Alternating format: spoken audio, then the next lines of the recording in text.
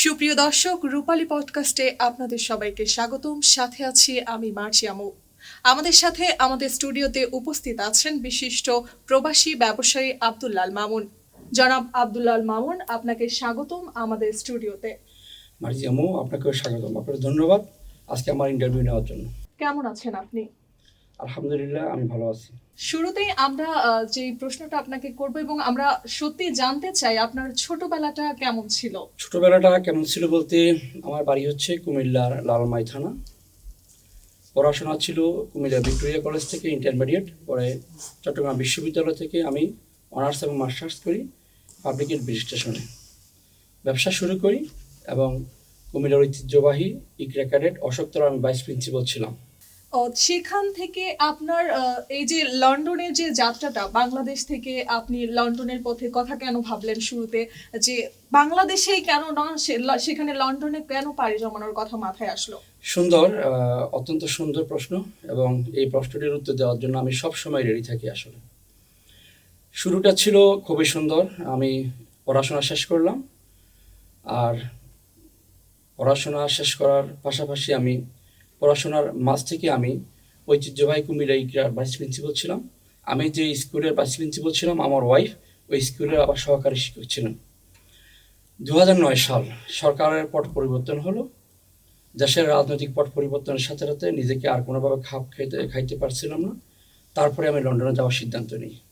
যেহেতু honours masters complete ছিল, সেখানে বার এটলো করার জন্য সেখানে আরবি অনার্সে ভর্তি হই আমি। আচ্ছা, ওখানে গিয়ে আপনি এখন ব্যবসার সাথে যুক্ত আছেন, আপনার নিজের একটি প্রতিষ্ঠান আছে, আপনি বলেছেন বিসমিল্লাহ প্রতিষ্ঠান গ্রুপ আছে। তো আমরা যদি বলেন এই ব্যবসার জার্নিটা ওখানে গিয়ে, যেখানে প্রবাসীরা বিদেশে গিয়ে নিজেকে খাপ খাওয়াতে অনেক সময় লেগে যায়, সেখানে আপনি নিজের একটা প্রতিষ্ঠান গড়ে তুলেছেন, এই জার্নিটা আসলে কেমন ছিল? এই জার্নিটা অনেক সুন্দর ছিল, বাট এই সৌন্দর্য আমি যেভাবে উপভোগ করেছি, এই উপভোগটা সবাই করতে পারে না। জার্নিটা যেমন ভালো ছিল, সুন্দর ছিল, তেমনই কঠিনও ছিল আমার জন্য। এই জার্নির শুরুটা আমি এবং আমার পরিবার একসাথে আমরা শুরু করেছিলাম। এই জার্নিটা কঠিন আপনাকে এই কারণেই বলবো, আপনি আমাকে প্রশ্নই বলেছেন যে আমাদের প্রবাসীরা বিদেশে গিয়ে তারা কিছু করতে পারে না, চাকরি করে অথবা চাকরির জন্য এখানে সেখানে ঘুরে বেড়ায়। আমিও সেভাবে চাকরি শুরু করেছিলাম। চাকরি শুরু করার পরে আমি একটি গ্রোসারি শপে চাকরি নিয়েছিলাম শুরুটাই। নেওয়ার পরে সব সময় আমি একজন কাস্টমারকে মাল দিই। আমি ওনাকে অনেক কাস্টমারকে মাল দিই। একজন কাস্টমারকে আমি সবসময় ফলো করি। উনি কিছু চাল এবং কিছু কন্টেনার নেয় উনি সবসময়। ছোটোবেলার একটি কথা আমরা সবাই আসলে শুনেছি ছোটোবেলা থেকে, যে সুযোগ তোমার দরজার সামনে এসে কড়া নাড়াবে, তুমি সেটাকে গ্রহণ করতে হবে। আমি সবসময় ভাবি, এই লোকটা সবসময় আসে, 6 বস্তা চাল নেয়, 6টা বক্স নেয়, কন্টেনারের বক্স নেয়, সে কী করে? সে তো সহজ সরল মানুষ, আসে, মালের অর্ডারটা দেয় এবং মালগুলো নিয়ে চলে যায়। একদিন ওনাকে আমি দাঁড় করালাম আমার গ্রোসারি শপের মধ্যে। আমি কাজ করতাম সেখানে। প্রথম দিকের ঘটনা একবার আপনাকে বলি। ওনাকে বললাম, আপনি তো সবসময় এই চালটাই নেন 6 বস্তা এবং 6টা বক্স কন্টেনার নেন, আপনি কী করেন এগুলো? উনি বলল, আমি তো এই চালগুলো দিয়ে, কন্টেনারগুলো দিয়ে আমার বাসায় রান্নাবান্না করে আমি অফিসে বিরিয়ানি সেল করি, সাপ্লাই করি। তখন আমি একদিন পরে আমার ওয়াইফকে এই কথাটি শেয়ার করলাম, যে তুমি দেখো, উনি তো ব্যবসা করে, খুব ভালো ব্যবসা করে মনে হয়, তুমি যদি কিছু না মনে করো তাহলে আমি ব্যবসাটা শুরু করতে পারি বাসা থেকে। উনি বললো, আমি কেন মাইন্ড করবো, তুমি যদি পারো তাহলে শুরু করতে পারো তুমি। আমার ওয়াইফের সেই হাঁ বলা এবং আমার শুরু করে দেওয়া 12 বক্স বিরিয়ানি থেকে আজকে আলহামদুলিল্লাহ আপনাদের দোয়ায় আমি 11-12টা প্রতিষ্ঠানের মালিক লন্ডনে। তো আমাদের প্রবাসীরা বিদেশে যাওয়ার পরে যেটা করে, ওনারা একটা লাইফ শিডিউল মেনটেন করে। আমি 6 ঘন্টা কাজ করব, 5 ঘন্টা এটা করব, 3 ঘন্টা দেশে কথা বলবো, 10টার সময় ঘুম থেকে উঠবো। যদি ওনারা সব কিছু বাদ দিয়ে যখন যে সুযোগটা আসবে, নিজেকে পরিশ্রমী বানিয়ে বিদেশের মাটিতেও, বিদেশিরা আপনি দেখবেন সকাল 5টা থেকে দৌড়ঝাঁপ আরম্ভ করে। সেখানে আমাদের বাঙালি ফেরা অনেক বাঙালি, আমি বলবো না সবাই, যারা দৌড়াদৌড়ি করতে পারে ফজরের আগ থেকে অথবা মর্নিং থেকে, ওরা সবাই সফল। যারা পারে না, যারা শিডিউল খুব হার্ডলি মেনটেন করে, 10টার দিকে ঘুম থেকে উঠবো, 3টা পর্যন্ত কাজ করবো, তারপরে ঘুরে চলে আসবো, তাদের জন্য হয়তো আপনার এই কথাটা প্রযোজ্য আর কি। তারা চাকরিটাকে বেছে নেয় এবং তারা কোনো রিস্ক নিতে চায় না, এবং রিস্ক নেওয়ার মাধ্যমে জীবনে সফলতা হওয়ার তারা এটাকে বুঝতেও চায় না। আমি যদি একটু জানতে চাই যে আপনি যে ব্যবসাটা গড়ে তুলেছেন সেখানে অনেক কর্মী কাজ করে, সেখানে আসলে বাংলাদেশিরা কি কাজ করছে আপনার সাথে? আমার প্রতিষ্ঠানগুলো আসলে আপনার এশিয়ান বেসড এবং বাংলাদেশি বেসড। সেগুলো ইস্ট লন্ডন মস্কের পাশে আমার অনেকগুলো প্রতিষ্ঠান আছে। মিড পয়েন্ট রেস্টুরেন্ট, বিসমিল্লা রেস্টুরেন্ট, লামিসা কেটারিং, বিসমিল্লা সেন্টার এবং বিসমিল্লা আবায়া হাউস কেন্দ্রিক অনেকগুলো প্রতিষ্ঠান আমার। সেগুলো সবগুলো ইস্ট লন্ডন এবং লন্ডনের প্রাণকেন্দ্র, আমাদের বাঙালি প্রাণকেন্দ্র যেটা টাওয়ার হ্যামলেটসের মধ্যে আমার প্রতিষ্ঠানগুলো। এখানে সবগুলি ম্যাক্সিমাম বাঙালি, এক দুইজন ছাড়া আর সব বাঙালি, এবং এক দুজন যারা আছে ওনারাও বাঙালি বা ব্রিটিশ বাঙালি, মানে ম্যাক্সিমাম 90% বাঙালি লোক আমার এই প্রতিষ্ঠানগুলোতে কাজ করে। তার মানে এটা বাঙালিদের জন্য সুবর্ণ এক সুযোগ যে তুমি যদি হার্ড ওয়ার্কিং করতে চাও বা হতে চাও, তোমার জি, লাইফে কিছু জি। করতে চাও, তাহলে তোমরা আমার সাথে কাজ করতে পারো। জি। তো আমি যদি জানতে চাই আপনার এই ব্যবসার পেছনে, আমি দেখবো আপনার স্ত্রীর একটা বিশাল অবদান আছে এবং ভূমিকা আছেন। জি। তিনি আপনাকে সহায়তা করেছেন, সেই সাথে আপনার স্বপ্নকে এগিয়ে নিয়ে যাওয়ার জন্য আপনার পাশে থেকেছেন। এটা একটা বিশাল বড় সাহসিকতা অবশ্যই। তো আপনি যদি তার সম্পর্কে কিছু বলতেন যে তার সাথে আপনার পরিচয়টা কেমন জি, করে। থ্যাংক ইউ আপনাকে, অত্যন্ত সুন্দর কোশ্চেন। আমি বিয়ে করি আসলে ইন্টারমিডিয়েট পরীক্ষা দিলাম, তো ইন্টারমিডিয়েট পরীক্ষার পরপরই বিয়ে করি। অনার্স ভর্তি হওয়ার আগে আমি বিয়েটা করি। সে আমার চাচাতো বোন, একই বাড়ি। ওকে বিয়ে দিয়ে দিবে ডিসিশন নিল পরিবার, তখনই আমি ওকে বিয়ে করার জন্য সিদ্ধান্ত নিই আর কি। এবং বিয়েটা অনেক কম বয়স, তো 18 বছর বয়সে বিয়ে করা। এবং আমার বড় মেয়ের জন্মটা অনার্স থার্ড ইয়ারের সময়, আমি যখন অনার্স থার্ড ইয়ার পড়ি তখন আমার বড় মেয়ের জন্ম। এই দীর্ঘ সময় চড়াই উতরাই এই পেরিয়ে এই জায়গায় আসা, সব কিছুর পিছনে তার ভূমিকা মোর দ্যান 50%। এবং আজকে এই মেসেজের মাধ্যমে আমি যুব সমাজকে বলবো যে আমি প্রতিষ্ঠিত হলে বিয়ে করব, এই কথাটা বলার আগে বিয়েটা হলো প্রতিষ্ঠিত হওয়ার 50%। বিয়েটার মাধ্যমে যদি লাইফটাকে শুরু করা যায়, তাহলে ওয়াইফের হাত ধরে তার পরামর্শ নিয়ে, তার উৎসাহ উদ্দীপনা নিয়ে জীবনটাকে অনেক দূরে এগিয়ে নিয়ে যাবে। অনেক বড় লোকরা দেখলাম 40 বছর বয়সে, 38 বছর বয়সে বিয়ে করে, অনেক বিল্ডিংয়ের মালিক, সম্পদের মালিক, সংসারগুলো টিকে না। অনেক বেশি বয়সে বিয়ে করলে সেই সংসারগুলো আমাদের টিকে না আসলে। এর জন্য কম বয়সে বিয়ে করা এবং বউকে চলার পথে সঙ্গী বানানো, এটা আমি পরামর্শ দিব আমাদের যুব সমাজকে।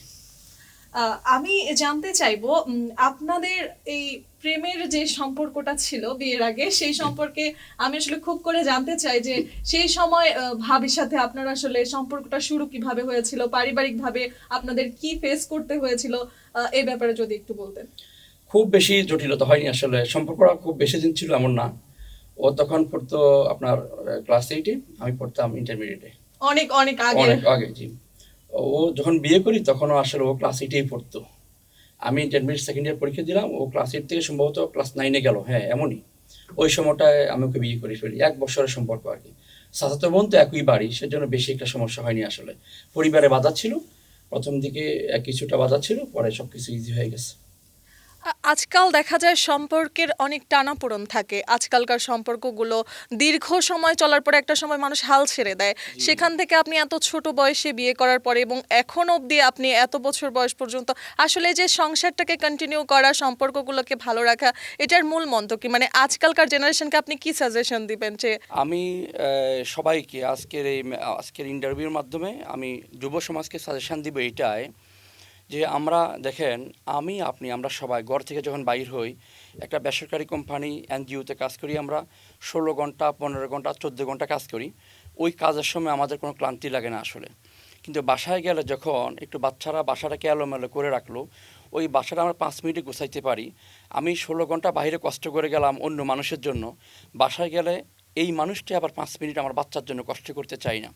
যেই মানুষটা 16 ঘন্টা 10,000 টাকা 11,000 টাকা বেতনের জন্য সারাদিন কষ্ট করে গেলাম, সেই মানুষটা বাসায় গিয়ে ওয়াইফকে 20 মিনিট সাহায্য করতে চাই না। যেই মানুষটা সারাদিনে বাসায় ব্যস্ত ছিলাম মোবাইলে কাজে, সেই মানুষটা বাসায় গিয়ে সোফার মধ্যে মোবাইল নিয়ে বসে যায়। তাহলে আপনি দেখেন, আপনি যখন ঘর থেকে বাইর হলেন তখন আপনার বাচ্চা ঘুমাচ্ছে, বউ ঘুমাচ্ছে, আপনি একটা হার্ড জব করেন, আপনি সেখানে গিয়ে জব করতে হবে, সারাদিন কাজে থাকেন। যখন বাসায় ঢুকবেন তখন বাচ্চা ঘুমাচ্ছে, বউ ঘুমাচ্ছে, আপনি কাউকে পাইলেন না। তাহলে এই যখন পেলেন তখন আপনি মোবাইল নিয়ে বসে গেলেন। আমি বলবো যুব সমাজকে, যখন বাইরে থাকবে ঘরে ঢুকার সাথে সাথে নিজের বউ এবং বাচ্চাদেরকে ফ্রুটফুল টাইম, একদম ধরে টাইম দিতে হবে যে আমি আজকে 2 ঘন্টা আমার ওয়াইফকে এবং বাচ্চাদেরকে আমি সময় দিব, মোবাইলটা হাতেও নিব না। এইভাবে যদি সময় দেয় তাহলে আমি মনে করি আমাদের সমাজের যে ভাঙ্গন এবং ভুল বুঝাবুঝি এগুলো কমে যাবে। আমি একটা প্রশ্ন করতে চাই, জানতে চাই যে দীর্ঘ সময় দুজন মানুষের একসাথে পথ চলা, এমন কি কোনো ইনসিডেন্ট হয়েছে যে দুজনের মধ্যে ভুল বোঝাবুঝি হয়েছে এবং সেখান থেকে অনেক বিরোধ সৃষ্টি হয়েছে? যদি সেই ব্যাপারে আমাদের সাথে কিছু শেয়ার করতেন। অনেক আগে, মানে 5-7 বছর আগে, সে আমাকে একদিন নাস্তা টেবিলে বললো, আমি তো তোমাকে অনেক কথাই বলি, তুমি রাগ করো না কেন? তা আমি বললাম যে আমি তো রাগ করি না, কারণে আমার রেস্টুরেন্টে 2 পাউন্ড দিয়ে বিরিয়ানি খেয়ে কাস্টমার আমাকে যেই পরিমাণ বকাবকি করে, ওই কাস্টমারকে কিছু বলি না। ওই 2 পাউন্ডের কাস্টমারের তুলনায় তোমার দাম অনেক বেশি, তোমাকে আমি আর কি বলবো বলো? ও তাহলে এই জন্য বলো না, আমাকে যে এই জন্য বলি না। আরেকদিন, কয়েকদিন আগে কিছুদিন আগে সে আমাকে কোশ্চেন করলো যে দেখো, অনেক মেয়েরা রাস্তাঘাটে যায়, আমি দেখি, ওদের সাথে থাকি আমি, ওদের হাজব্যান্ড ওদেরকে কল দেয়, তুমি কোথায়, ভিডিও কল দাও, দেখাও, তুমি আমার কোনোদিন বলো না, আমাকে কি একটু ভালোবাসো না? তাহলে তুমি কেন আমাকে ফোন দাও না, খোঁজ খবর না? আমি বললাম ওকে, দেখো, তুমি আসলে বাজারের এত সস্তা পণ্য না যে সবাই তোমাকে কিনতে পারবে। আমি তোমাকে গত 26-27 বছরে যা বুঝলাম, তুমি এত সস্তা পণ্য না। তোমার জন্য সুখগুলো আমি কেজি কেজি কিনি নাই, আমি সুখগুলো তোলায় তোলায় কিনেছিলাম। তাই বলে এই সুখ পৃথিবীতে কেউ দিতে পারবে আমি বিশ্বাস করি না। এর জন্য তুমি যেখানে যাও, আমার বিশ্বাস যে এই বাজারে তোমার কোনো ক্রেতা থাকবে না, তুমি অনেক দামি মানুষ। সে খুব খুশি হয়ে গেছে আমার উদাহরণটা শুনে। আমি যদি জানতে চাই যে পরিবারের দিকে যেরকম আপনার একটা দায়িত্ব, আপনি বাংলাদেশের নাগরিক, আমরা আশা করবো আপনার বাংলাদেশ নিয়েও নানা চিন্তা ভাবনা আছে। তো আপনি যদি আমাদেরকে বলতেন যে বাংলাদেশ নিয়ে আপনার পরিকল্পনা কি, আপনি আসলে কি করতে চান, এবং আমাদের এখান থেকে যদি কোনো প্রবাসী যেতে চায় তারপর বিষয়ে আপনার পরামর্শটা কি থাকবে? বাংলাদেশিদের ব্যাপারে আমার পরামর্শ হলো, প্রবাসী যদি বিদেশ যেতে চায় তাহলে আমি অবশ্যই সহযোগিতা করব। সেখানে আপনারা হয়তো খবর নিয়ে দেখতে পারবেন, আমার প্রত্যেকটা রেস্টুরেন্টে প্রতিদিন অনেক বাঙালি মানুষ এবং বিদেশি মানুষ ফ্রি খাওয়া দাওয়া করতে পারে। আমার এখানে কোনো বাইন্ডিংস নেই যে আপনি ফ্রিতে খাইতে পারবেন না, টাকা নাই খাইতে পারবেন না। কোনো রেস্টুরেন্টে আমার এই ধরনের নিয়ম নেই। যদি কেউ বলে আমার কাছে পয়সা নেই, সে খাইতে পারবে এখানে, একদিনও, সে 30 দিনে খেতে পারবে, কোনো সমস্যা নেই।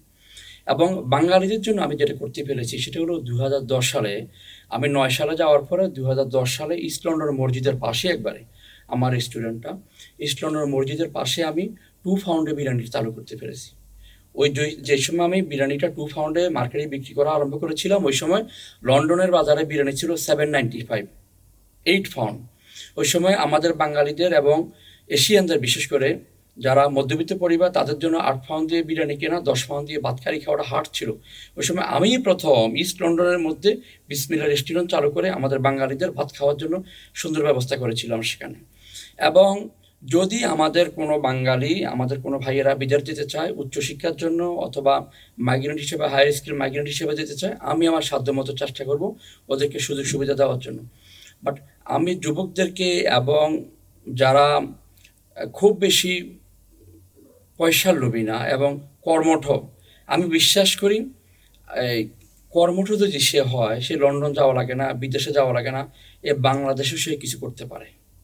বাট আমাদের লোক লজ্জা, আমি কিভাবে করব, এইটা কিভাবে করব, এটা করলে আমার দ্বারা হবে নি, আমার তো পয়সা নেই।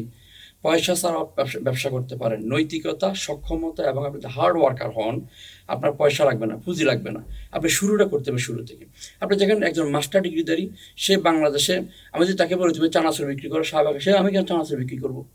আমি তো মাস্টার ডিগ্রি পাস করেছিলাম। কিন্তু ওই ছেলেটা আবার লন্ডনে যাওয়ার পরে কিন্তু সে বিভিন্ন রেস্টুরেন্টে টয়লেট ক্লিন করতেছে, কেয়ার জব করতেছে, বাসা বাসা গিয়ে ঘষা মাজা করতেছে। তাহলে তুমি ওয়াই নট, তুমি বাংলাদেশে করবা।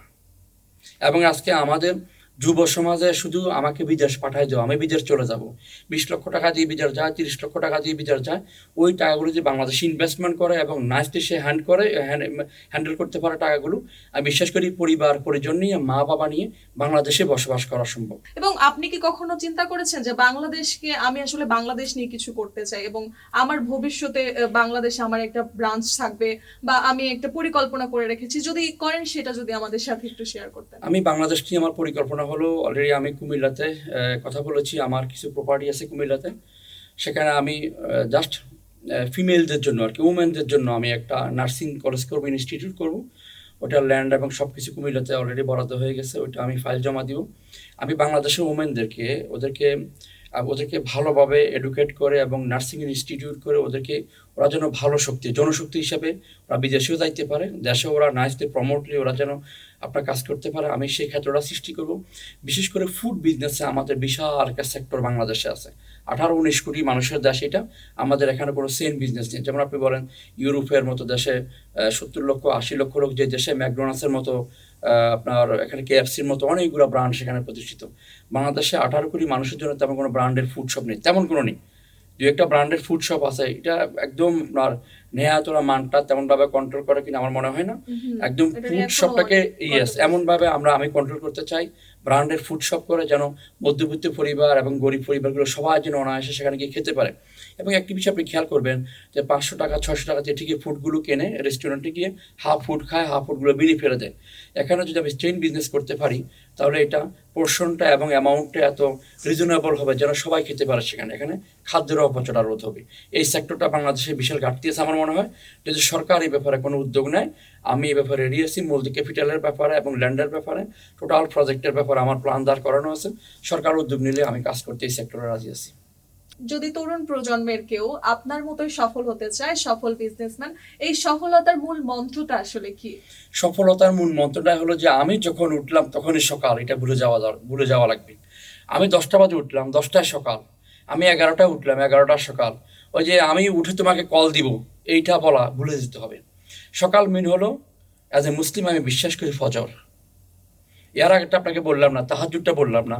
অ্যাজ এ মুসলমান হিসেবে যদি তাহাজ্জুদের সময় উঠতে পারে, তাহাজ্জুদ সময় উঠে যদি সে ইবাদত করতে পারে, কোরআন তেলাওয়াত করতে পারে, ফজরের জন্য অপেক্ষা করতে পারে, ফজরের নামাজ পড়ে সে কর্মক্ষেত্রে চলে যেতে পারে, তার জন্য সফলতা আমি মনে করি। আর যদি তাহাজ্জুদ তার জন্য এভরিডে পড়া সম্ভব না হয়, মিনিমাম ফজরের সময় উঠে এবং মসজিদে গিয়ে নামাজ পড়ে সালাম ফিরিয়ে ঘর থেকে উঠে কর্মক্ষেত্রে চলে যাওয়া উচিত তার। একজন রাতের বেলা 3টা বাজে শুইলো, সকাল 10টা বাজে উঠলো, এটা মুসলমানের ছেলে হিসাবে আমি যুব সমাজকে বলবো একদম বাদ দিতে হবে। এবং মুসলমান কেন, আপনি আজকে যে মিডল ইস্ট যারা আছে, যারা আপনার মিডল ইস্ট না, ইউরোপ ওয়েস্টার্ন কালচার যারা, আপনি সেখানে গেলে দেখবেন ভোর 5টা বাজ থেকে একদম রোডে একদম পুরো আপনি হাঁটতে পারবেন না, এত বেশি মানুষ। মেট্রো স্টেশনগুলো, বাস স্টেশনগুলো ফুলই ভোগ থাকে একবারে। ওরা সকাল 5টা উঠে কাজের দিকে চলে যায়, 3টা-4টার দিকে এসে ওরা আবার ঘরে ডিনার করে ওরা শুয়ে পড়ে ভেরি আর্লি। বাট আমাদের মুসলমানদের আজকে বললেও আপনার অনেকে বলবো হয়তো দেখবে এটা আপনার যে ব্রডকাস্টটা অনেকে মাইন্ড করবে যে উনি কেন কথা বললো, আজকে বলতে লজ্জা লাগে। আমরা মুসলমানের বাচ্চা, আমাদের 12টার পরে আমি ফ্রি আছেন কখন বলে 12টার পরে কল দেবেন, 12টার পরে ফ্রি থাকবো আমি। তোমার বউ কোথায়, বাচ্চা কোথায়, সংসার কোথায়, 12টার পরে ফ্রি থাকবে বলে। রিকোয়েস্ট করব এশার নামাজ পড়ে বাসায় ঢুকে বউ বাচ্চাকে নিয়ে খাওয়া দাওয়া করে শুয়ে গেলে ফজরের নামাজ পড়ে যে তার কাজকর্ম আরম্ভ করে, সফলতার জন্য এটা সবচেয়ে বড় হাতিয়ার এবং যেটা আমি নিজ জীবনে পালন করি। গত 26টা বছর বিয়ে করার পর থেকে এই পর্যন্ত বাংলাদেশের লাইফ, ইউনিভার্সিটি লাইফটা বলবো ইনক্লুডিং, এবং লন্ডনের লাইফ 17 বছরের, আমি একদম এই থিওরি এখনও পালন করি। ফজর থেকে আরম্ভ করে আমি 6টার দিকে সব গুছাই গেছে বেরি, এরপর আমি তেমন কোনো কাজ রাখি না। কিন্তু আমরা দেখি যে বাংলাদেশের তরুণরা কিন্তু কম হার্ড ওয়ার্কিং করছে না, তাহলে কি আমি বলবো যে তারা ভুল পথে হার্ড ওয়ার্কিংটাকে কাজে লাগাচ্ছে এরকম কোনো কিছু, যার ফলে আমরা বারবার ট্রাই করেও আসলে লক্ষ্যে পৌঁছাতে পারছি না? জি, আমি এটাই বলবো, তারা ভুল পথে হাঁটছে। আসলে আমাদের ওই ওয়েস্টার্নের সাথে যারা ইউরোপ কান্ট্রি, তাদের সাথে আমাদের আসলে সমস্যাটা কোথায়? আমরা আসলে কোন জিনিসটাকে ক্যাচ করতে পারছি না? আমরা রিস্ক নিতে পারি না। আপনি দেখেন আজকে মুসলমানদের মাঝে, আমি যেহেতু বাংলাদেশি এবং আমার বাংলাদেশি বলতে আমার ভালো লাগে। আমি বাংলাদেশের মানুষ, এই বাংলাদেশে থাকবো, এই বাংলাদেশে আমার আব্বা আমার কবরের পাশে আমার কবর হবে, এটাতে আমার ভালো লাগে আসলে শুনতে। আপনি দেখেন আজকে আমরা আমাদের সকল বৈশিষ্ট্যগুলো নিয়ে গেল ওয়েস্টার্নরা, আমাদের আজকে আমানতদারিতা ওয়েস্টার্নদের কাছে আছে। আমি যদি আপনাকে বলি আমার লম্বা লম্বা দাড়ি থাকে এবং আপনার কাছে 5টা আদার ফাউন্ড থাকে, সাদা একটা দাঁড়ানো থাকে, আমি দাঁড়ানো থাকি, আপনি আমানত রাখেন, আপনি বলবেন যে আমি সাদাটার কাছে আমানত রাখবো, কেন আমার কাছে রাখবেন না? আজকে আমাদের আমানতদারিতে চলে গেছে, সত্যবাদিতা চলে গেছে, আমাদের পরিশ্রম চলে গেছে, আমাদের যে আপনার অনেস্টি ছিল একদম নেই। পরিশ্রমী হওয়া, সত্যবাদী হওয়া, সত্যবাদী হওয়া এবং আপনার রেসপন্সিবল হওয়া, এই 3-4টা জিনিসের বৈশিষ্ট্য একজন মানুষ হওয়া লাগে। যিনি পরিশ্রমী হে অনেস্ট না। আমাদের আজকে সমাজের সমস্যা হলো যে পরিশ্রমী সে অনেস্ট না, যে অনেস্ট সে পরিশ্রমী না, যে অনেস্ট এবং পরিশ্রমী হে বলো যে আমি তো এটা দায়িত্ব নিতে পারবো না, সে রিস্ক নিতে চায় না। তাহলে অনেস্ট হইতে হইব, পরিশ্রমী হতে হবে এবং দায়িত্ব নিতে হবে। দায়িত্ব না নিলে আপনি যদি বলেন যে না আমি ম্যানেজার হবো না আজীবন আমি টেবিল বয় থাকবো, তাহলে আপনার টেবিল বয়ের বেতনে হবে। আমাদের যুব সমাজকে কোনো দায়িত্ব নিতে চায় না, কোনো রেসপন্সিবল কোনো ব্যাপারে রেসপন্সিবল হতে চায় না। যদি মনে করো আমি যেটা পাইলাম খাইলাম আর আমার কেন হলো না, অন্যের কেন হয়ে গেল, শুধু এগুলো বলতে চায়। কিন্তু দুই তিনটা জিনিসের সমন্বয়, এই সমন্বয়টা তারা করতে চায় না। বাংলাদেশি তরুণদের জন্য সফল উদ্যোক্তা বা চাকরিজীবী যেখান থেকেই হোক যদি সফল হতে চায়, সেক্ষেত্রে আপনি বাংলাদেশের যুবকদের জন্য বা তরুণদের জন্য কি সাজেস্ট করবেন? আমি বাংলাদেশের যুবকদের জন্য বলবো এবং বাংলাদেশের তরুণ সমাজের জন্য বলবো, বাংলাদেশ, আমি মোর দেন 40-র উপরে কান্ট্রি ভিজিট করেছি সারা বিশ্বে। এত সুন্দর দেশ, যেইটি আপনি বপন করবেন সেটাই হয়। বপন করার পরে হলো উর্বর, আমরা খুবই। একদম উর্বর, আমরা কৃষি নির্ভর দেশ। তারপর চালটাও আমাদেরকে আমদানি করতে হয়, সব কিছু আমদানি করতে হয় আমাদের, শুধু আম কাঁঠাল কিছু ছাড়া আর কি। আমি বাংলাদেশের যুবকদেরকে বলবো, পড়াশোনা শেষ করার পরে তারা আমি বিদেশ যাব, সেখানে গিয়ে কিছু করব, এর চাইতেও যেই পয়সা দিয়ে বিদেশে যাবে বাংলাদেশে ইনভেস্টমেন্ট করে একজন ফজরের নামাজ জামাতে পড়ে পরিশ্রম করো এবং বিশ্বস্ততা, মানুষের আমানতদারিতা এবং হার্ড ওয়ার্কিং যেটা আছে এটাকে তারা যেন করতে পারে, এবং এটা করার মাধ্যমে এবং বিশেষ করে আব্বা আম্মার প্রতি খেয়াল দেওয়া। আজকে যুব সমাজ বলেন, শিক্ষিত সমাজ বলেন, আপনি এগুলো দেখেন, আপনি অবশ্যই দেখার কথা মিডিয়ার মানুষ, যে আব্বা আমার প্রতি খুবই অবহেলা আজকে আমাদের এই সমাজের মধ্যে। দোয়া নেওয়ার যে মাধ্যমটা, দায়বদ্ধতা, দোয়া নেওয়ার যে মাধ্যমটা, ওই যে ফির আউলিয়ার একটা মাজার আব্বা আম্মা, ওই যে ফির আউলিয়ার মাজার আব্বা আম্মা, এটা যে কেমন এক মাজার, তাদের ফায়ে ধরে না সালাম করলে, তাদের কাছে একবার না বললে, আমি তো আপনার ছোট ছোট কাজেও আমি বলে ফেলি আম্মা একটা সমস্যা হয়েছে একটু দোয়া করিও। আমার ছোট কাজ, আম্মা এই যে আজকে এখানে হয়তো আমাকে সাইন বাইক বা আমি বেরিয়ে চলে আসছি, আমি আজকে ইন্টারভিউ যদি আগে জানতাম বলতাম আমার একটা ইন্টারভিউ আছে দোয়া করি তুমি একটু, আমি বলতাম। একদম নর্মাল কাজও আমার গাড়িতে উঠতেছি দোয়া করিও। মা বাবার সাথে রিলেশন রাখতে হবে এবং আমি প্রতিষ্ঠিত হলে বিয়ে করব, এইটা একদম আমাদের মন থেকে সরাই ফেলতে হবে। এবং আসক্তি হওয়া, আজকে যুব সমাজ খুব বেশি আসক্ত হয়ে যাচ্ছে এবং বন্ধুকে বিশ্বাস করে ঘরে নিচ্ছে, এই বন্ধু গিয়ে বন্ধুর সংসার ভেঙে দিচ্ছে। অত্যন্ত আপনার সেন্সিটিভ এবং মর্মান্তিক ঘটনা হলো, কালকেও শুনলাম একটি ঘটনা, এক বন্ধু আরেক বন্ধুকে বিশ্বাস করে ঘরে নিল, ওই বন্ধু তার সংসারটা ভেঙে দিল। এইটা আমাদেরকে আমানতদারিতা, শুধু টাকা পয়সা আমার পকেটে রাখলে আমি আমানত রাখবো, এইটাই আমানতদারিতা নয়। আমার বন্ধুর একটা কথা, আমি এটা কোথাও লাগিয়ে তার সংসারটা নষ্ট করব না এবং আমার বন্ধুর কথাটাকে আমানত হিসেবে রাখবো, আমি আমার আব্বা আম্মাকে আমানত হিসেবে রাখবো, আমার প্রতিবেশীকে আমানতদার হিসেবে আমি একজন জামিনদার হব। সব কিছুর আমানতদারিতা রাখা এবং মুসলমান হিসেবে দুনিয়া এবং আখিরাতের প্রতি বিশ্বাস করা এবং পরিশ্রমী হওয়া, বাংলাদেশে প্রতিষ্ঠিত হওয়া সম্ভব। এবং বাংলাদেশে প্রতিষ্ঠিত না হইতে পারলে বিদেশে গিয়ে প্রতিষ্ঠিত হইলেও আসলে সংসার জীবনে সুখী হওয়া অনেক হার্ড হয়ে যায়। এই জন্য আমি এটা রিকোয়েস্ট করব, বাংলাদেশের থেকে কিছু করার মাধ্যমে প্রতিষ্ঠিত হওয়া এবং খুব তাড়াতাড়ি পরিবার জীবনে প্রবেশ করা, এটা আমি যুব সমাজের প্রতি অনুরোধ করব। ধন্যবাদ জনাব মামুন আমাদের সেটে উপস্থিত হওয়ার জন্য, আপনার মূল্যবান সময় দেওয়ার জন্য, এবং আপনাকে ধন্যবাদ। আপনার জীবনের অসংখ্য গল্প আমরা জানলাম। আমরা সত্যি অনেক অনুপ্রাণিত হলাম আপনার জীবনের গল্প থেকে, এবং আমার মনে হয় যুব সমাজের উদ্দেশ্যে দেওয়া আপনার প্রতিটা কথা অনেক সুন্দর। আমরা যদি সেই স্টেপগুলা মেনে চলি এবং পরবর্তী প্রজন্ম যদি সঠিক কাজে ব্যবহার করি এবং আসলে আমাদের কি করা উচিত এটা যদি আমরা জানি, তাহলে আমরা মনে হয় সফলতা আমাদের খুব দ্বার প্রান্তে।